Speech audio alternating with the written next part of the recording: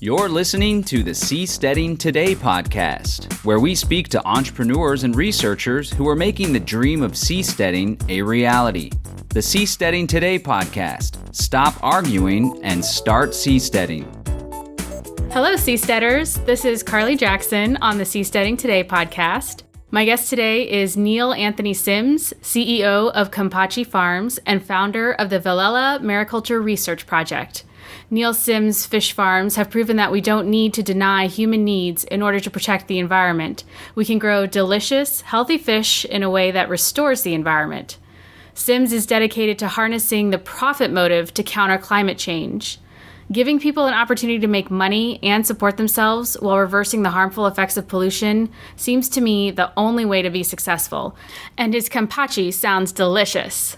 Let's get to the interview with Neil Sims.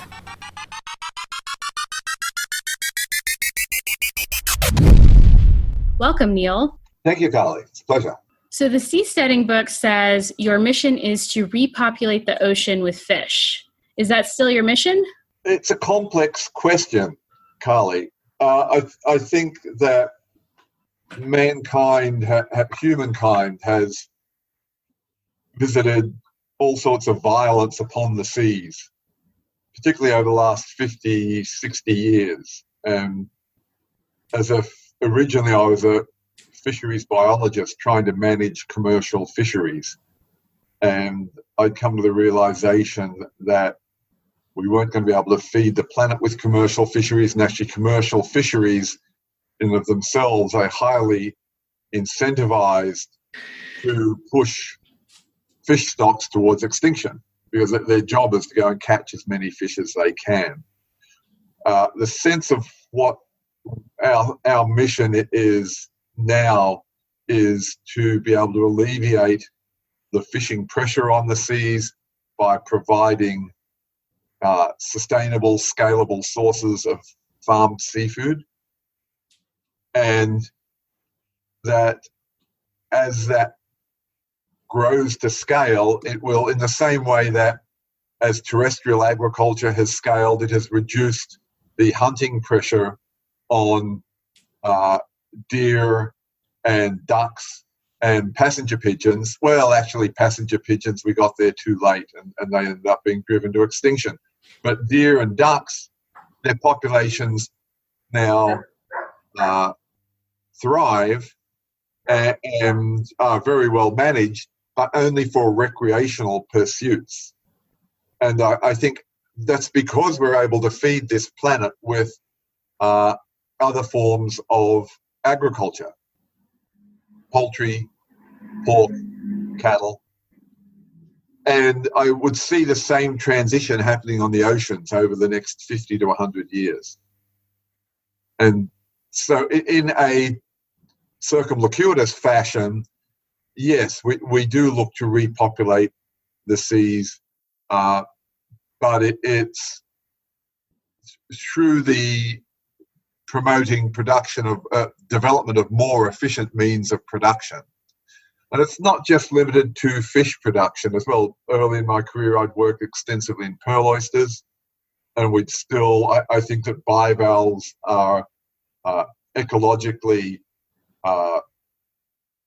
bountiful. They bring many benefits to the environment. And we're also working on offshore seaweed production systems, because seaweeds have the potential to produce both foods for humans, feeds for animal, and fuels as an alternative to the carcasses of creatures that died millennia ago. So let's review some of the stuff that was described in the Seasteading book. With your Kampachi Farms, you took a wild fish called kahala, and this kahala are thrown back by fishermen, but you found a way to grow them into healthy and environmentally restorative ways. Is that right? Yes, but also very delicious ways as well, by farming what was called kahala in the wild, and we call them Kona Kampachi here, and our Mexican farm is now producing what we brand as King Kampachi. But by farming this fish, we're able to convert what's a a good tasting fish into a phenomenal species, one that has been championed by Graham Keller from the French Laundry and Morimoto from the Iron Chef, and Paul Greenberg, who wrote the definitive book for fish on aquaculture. And so it's not just an environmentally sound way to produce seafood, it's also a way to produce great tasting seafood. And that, from an environmental perspective, that's important because Lord knows we desperately need to increase the consumption of seafood from both an environmental perspective and from a consumer health perspective. Yes. So why, can you say more about that consumer health perspective? Why is fish beneficial? The science that's been done from a public health perspective has said that Americans should be at least doubling their consumption of oily fish. That consumption is around 14 pounds per year, and the underconsumption of seafood leads to all sorts of health problems because seafood is critical. The omega-3 fatty acids are really beneficial for heart health and for brain health. And the consumption of terrestrial animals, particularly pork and beef, it has issues for heart health and cardiovascular health that could be alleviated by more seafood consumption. Did you have any prejudice to overcome when you like, if you were selling your fish to restaurants and chefs? What sort of convincing did you have to do to convince them that your fish was good? All we have to do is get a sample of it on their palate, Carly, and then they go weak at the knees and a little unsteady, and their eyes roll back a bit, and they tip their head back, and they go, "Wow, that's about the best fish I've ever tasted."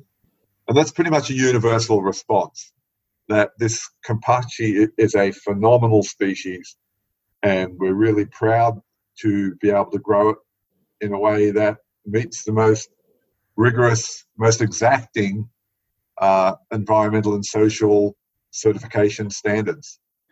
What's your favorite recipe of Kampachi? How do you like to eat it? Just straight raw. As a sashimi product, it is phenomenal.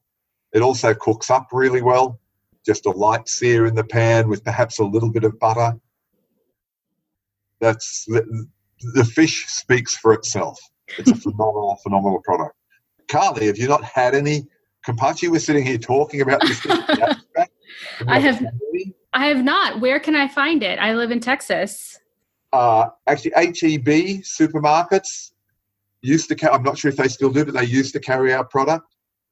There's a number of places across Texas. I can connect you with our seafood distributors that can then connect you to the restaurants. The seafood distribution pipeline is very complex, but it's very efficient.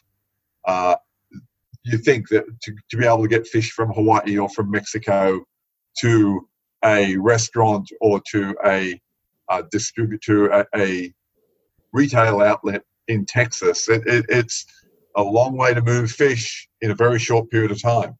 And where can people in other parts of the United States find Kampachi? If you go to usually very high-end sushi restaurants, will carry it, or it's in a number of other white tablecloth restaurants.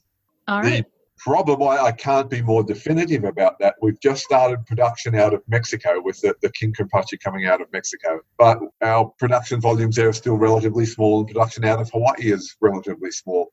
We really need to scale production of this species. It should be in every seafood counter in every supermarket across the country. It should be, our goal is ultimately to have this fish in the individual quick frozen pouches in the bag in Costco all across America.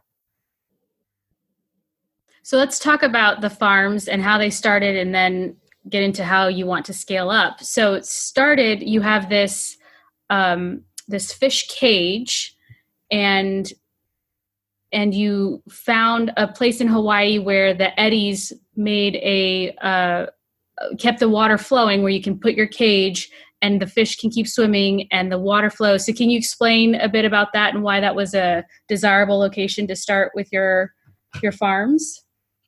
Right.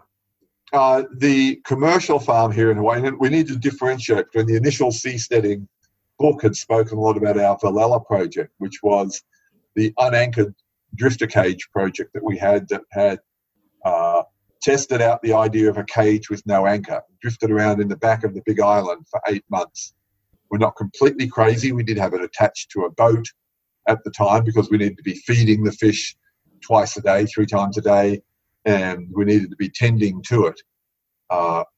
So you need to be tethered to it. And that demonstration project, the Velella beta test, and then the subsequent Velella gamma test, which was where we had the same pen, very small scale, again, only 2,000 fish, but we brought it in within 6 miles of shore in 6,000 feet of water and dropped an anchor down. In water that deep, you need about 12,000 feet of mooring line. The cage itself was still up very close to the surface. It's a submersible cage, but we could bring it to the surface when and as we needed it. And we ran that project completely by remote control. We would only have to go out once a week to top up the feed in the hopper and to top up the fuel in the generator. And the rest of it was run through the cloud from an iPhone or an iPad, wherever. I mean, I had my research manager feeding the fish, literally feeding the fish from his iPhone when we were sitting down together in the Seattle Conference Center with a bunch of excited aquaculturists leaning over our shoulders as Gavin is sitting there switching on the video and watching the fish underwater and the boats, the surface video of the boats for security, and then switching on the generator and the pumps and the auger to be feeding the fish. You can do all of this. This was all pretty much off-the-shelf technology to be able to run this remotely. But that's all the research work that we've been doing. We continue that research work. We have a demonstration pen that we are proposing. We're going through the permit process at the moment that will be around 40 miles offshore in the Gulf of Mexico, offshore from Florida.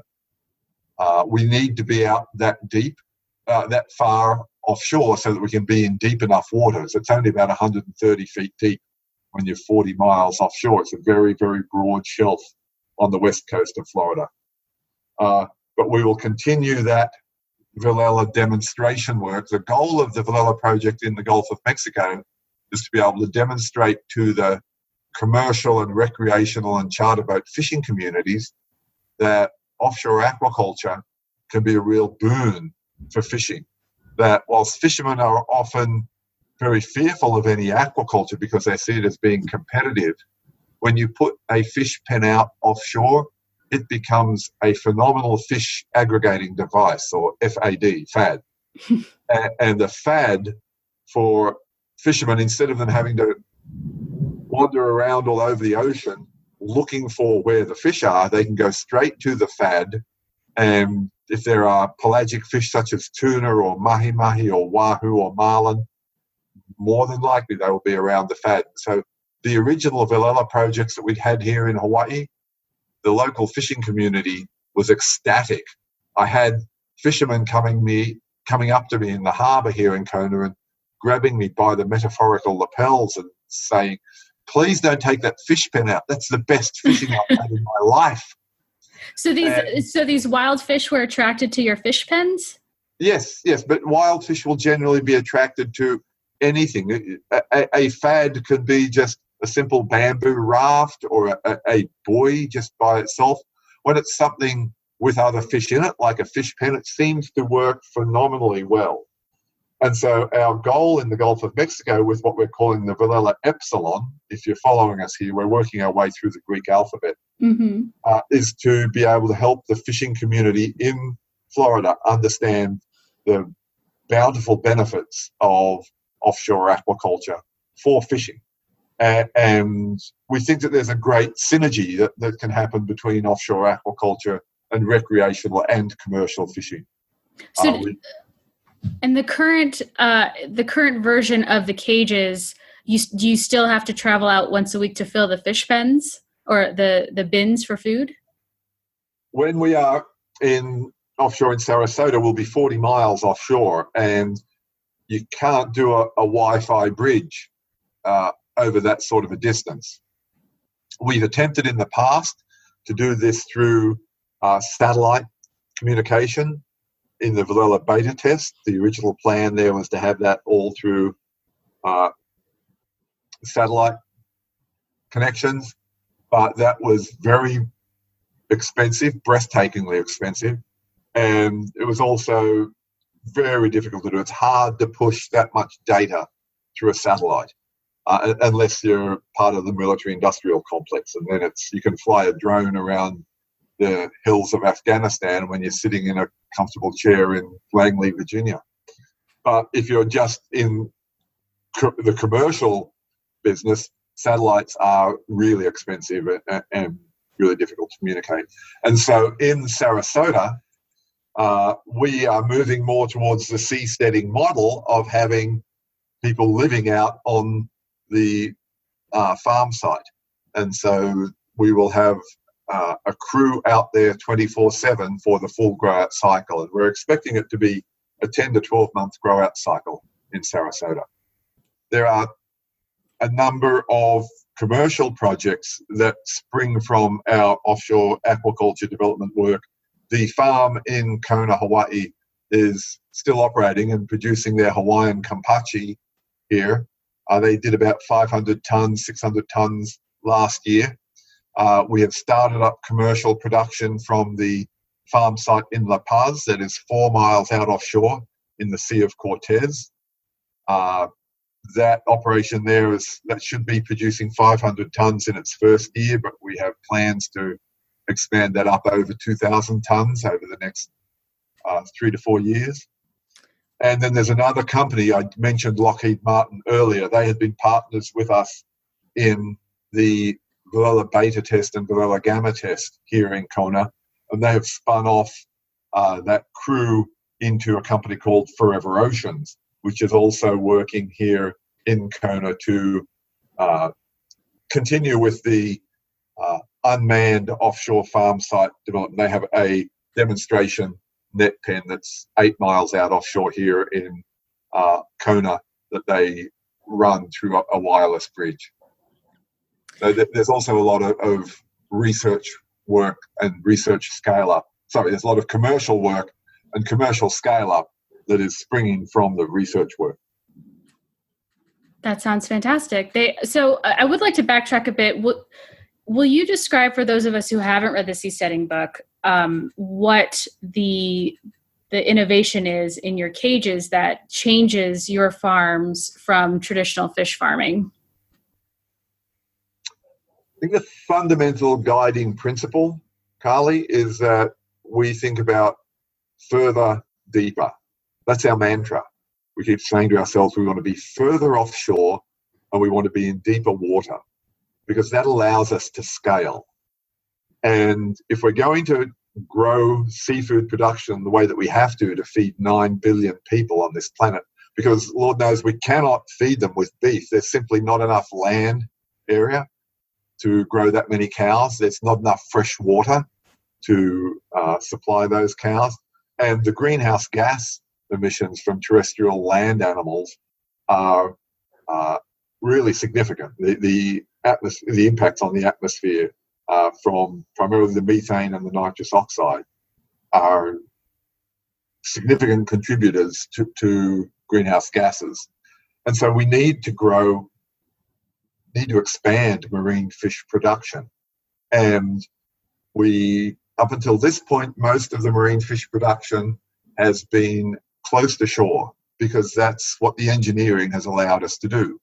But we believe that as you move further offshore towards the horizon, deeper water, you have more of a disconnect between what's in the cage and the substrate underneath the pens. And this then, by doing this, you reach a point where you have minimal, almost immeasurable impact on the environment. Almost no measurable impact on the water quality. You can't tell the difference in water quality from up current of the cage and down current of the cage. And almost no measurable impact, or certainly no significant impact on the substrate, the sand or the rock that's immediately beneath the pens and in the down current side of the pens. So by being able to do this with sorry, Carly, but to be able to do this with no significant ecological impact, that then allows you to scale production. And wasn't your Velella project like upstream from some tourist diving area? No, but we did have tourists coming out and diving on the drifter pen and the Velella beta test, and then also on the gamma test where it was moored, and so people knew where it was. It moved around in like a 5-mile diameter watch circle as the currents changed, but they knew generally where it was, and you could easily find it because there'd be a cluster of fishing boats around it whenever, because of the FAD effects that I've mentioned earlier. And so there were recreational and commercial dive tour operators that would take people out and dive on these pens, and it really was a spectacular sight because you'd be in the water in this perfectly blue water all around 360 degrees, and there would be swirling bait fish and tuna and wahoo and mahi-mahi. It was really essentially it's an oasis in the middle of the desert, because here in the tropics, once you get away from shore, the oceans are essentially a desert. And we've talked about that in other interviews. The fact that you have all of these nutrients at the bottom of the ocean, and you need to bring them up where photosynthesis can occur. So you've done some work with cultivating algae. Are you still working on that, or have the Kampachi fish taken all of your time? No, as a matter of fact, we're refocusing some work here to provide more focus on the offshore macroalgae culture. Macroalgae is a technical word for seaweed, so I'll use those interchangeably here. But we are going through the permit process for a test array, a demonstration array for offshore macroalgae culture that will be located just 1.5 miles out offshore from the Kona coast. It will have a pipe that will go down to around 100 meters depth, and that will be driven by wave energy, so there will be no energy requirements to pump the deep sea water at all. It will just work on wave energy. And even here in the Kona coast, where it is very calm waters most of the time, there'll be enough wave energy to move the water that will provide the nutrients for these native Hawaiian algae that we'll be culturing. And the funding for that demonstration project is primarily provided from ARPA-E, the Advanced Research Projects Agency for Energy, under the Department of Energy. But we are we'll be looking to commercialize products for food, for human food, and for feed. The human food, there's a number of Hawaiian algae species that are eaten already by Hawaiians, and that are also an important part of traditional poke recipes.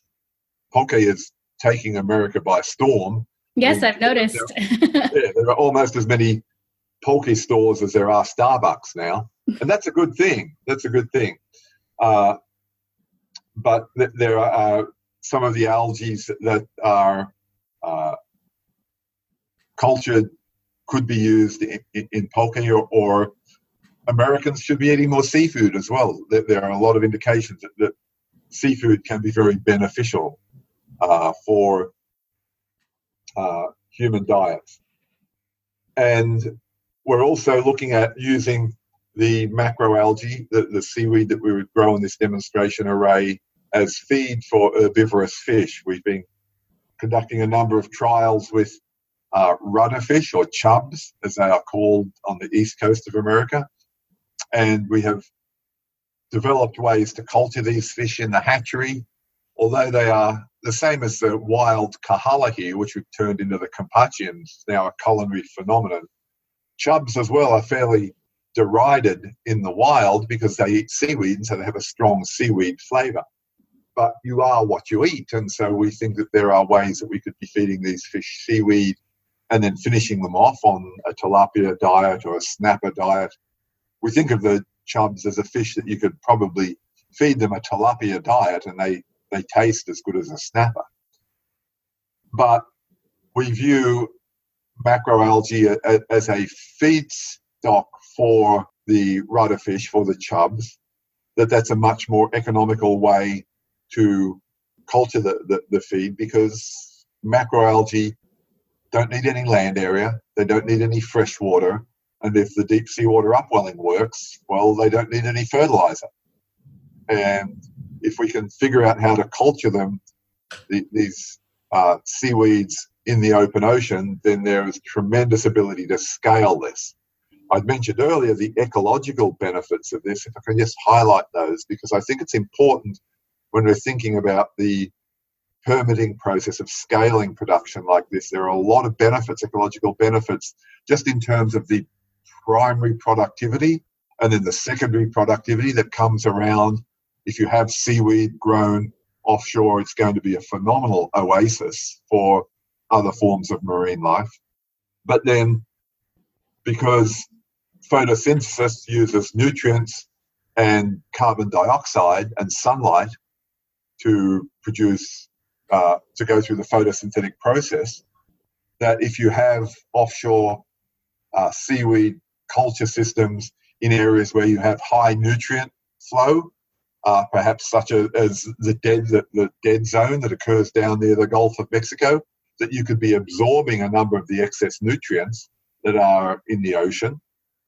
And because photosynthesis also pulls carbon dioxide in land, it pulls it out of the atmosphere, and in the ocean it pulls carbon dioxide out of the seawater. And carbon dioxide is the primary driver for ocean acidification.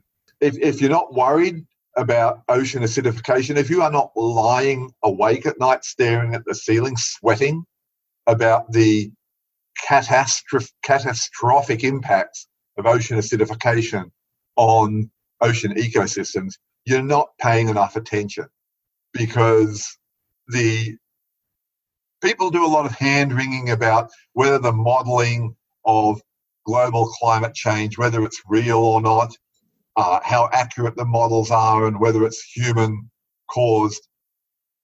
And there's a lot of variables that go into those models.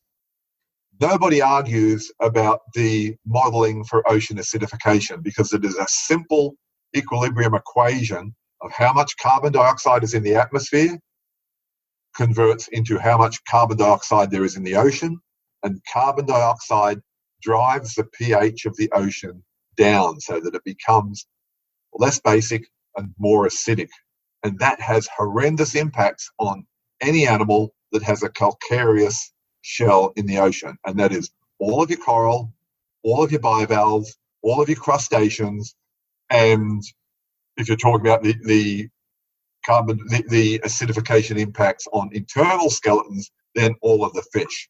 So a large proportion of the ocean's biota, the living animals in the ocean, are highly susceptible to changes in pH, to reductions in pH. And so it's clearly human driven. And if we cannot find a solution for this, there is going to be a mass extinction event in the oceans like the Earth hasn't seen since the Permian-Triassic extinction event, which was a long time ago. I see offshore macroalgae culture, and we as a team here in Kampachi Farms, we see offshore macroalgae culture as the only way that we can harness entrepreneurial incentives and entrepreneurial initiatives, essentially harness the profit motive to counter ocean acidification. All of the other potential solutions to ocean acidification that people talk about are going to require somebody somewhere to pay for them. And so they clearly aren't scalable, because it is, as with global climate change, it is a collective problem that requires collective action, and that's really difficult to do on a global scale. If you can find a way to culture macroalgae, seaweeds, offshore at scale and make money off it, then your challenge then is going to be, how do you control the growth of this industry, and how do you minimize the potential impacts of this industry? And that's going to be a wonderful problem to have, because that will mean that we actually can start to think about how we can address ocean acidification through removal of carbon dioxide using macroalgae, using seaweeds. Mm-hmm. So where would you like to see the seasteading movement going in order to work alongside the growth of your kind of fish farming? I think there's still a lot of fundamental research that needs to happen to allow offshore aquaculture to fulfill the seasteading mission of sustaining permanent inhabitants in offshore communities. But we are getting close, and we're moving closer. In Norway, they are now launching offshore aquaculture systems for farming salmon that look like oil rigs. They're about the size and similar design as an oil rig, and these will be manned 24/7. They're being launched out onto the North Sea, and this is as a commercial venture, not as an experiment. And so there's going to be a transition from the current nearshore culture systems to offshore aquaculture systems that are run for profit and that are manned by specialist professionals that are out there temporarily. They'll be out for a couple of weeks at a time, and then they'll be back on shore for a couple of weeks. But eventually, as we pursue this, there's going to be opportunity for these sorts of culture systems to be providing a platform for economic activity that would support permanent residents. And so that's a long-term goal. That's 20, 30, 50-year time frame. But the fundamental research and development has to happen now, and it should be focused on the technologies that can allow these integrated productivity systems of growing algae, bivalves, herbivorous reef fish, and the so-called carnivorous fish, the high-value fish such as Kampachi, ways of growing those fish either in integrated fashion or in these somewhat separated manner, but where there are benefits for each of the different culture systems from the other culture systems as well. For example, you might have macroalgae culture systems that are down current from a Kampachi farm system, and then down current of the macroalgae you might have the rudderfish or chub culture system, so you can be feeding the seaweed to the rudderfish and the chubs, and down current of those you might have bivalves that are able to take advantage of the nutrients. These need not necessarily be all the same operation. They could be separate companies, in the same way that in agriculture you can have a poultry farmer that provides then the waste stream from that poultry farm to an organic vegetable farmer, and the organic vegetable farmer then might be providing the water that drains off that organic farm might go into a pond where there is a fish farming system or a crawfish culture. And so there's ways to integrate this. It doesn't necessarily have to be a single company, single operation that integrates all of those systems, but there's ways for them to work in an integrated but desegregated fashion. Disaggregated, I'm sorry.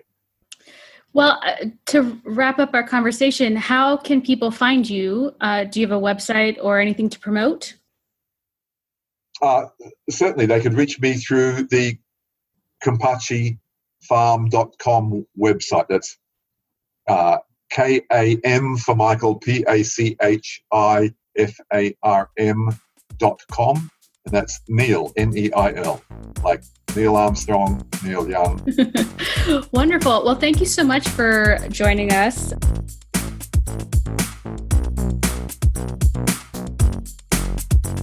The Seasteading Today podcast is produced by John Bush. Your host is Carly Jackson. Send feedback and questions to podcast@seasteading.org. To support the podcast and the Seasteading mission, go to seasteading.org/donate. If you'd like to learn more, read the book, Seasteading: How Floating Nations Will Restore the Environment, Enrich the Poor, Cure the Sick, and Liberate Humanity from Politicians. Be sure to subscribe to our podcast feed, and we'll save you a spot on a seastead.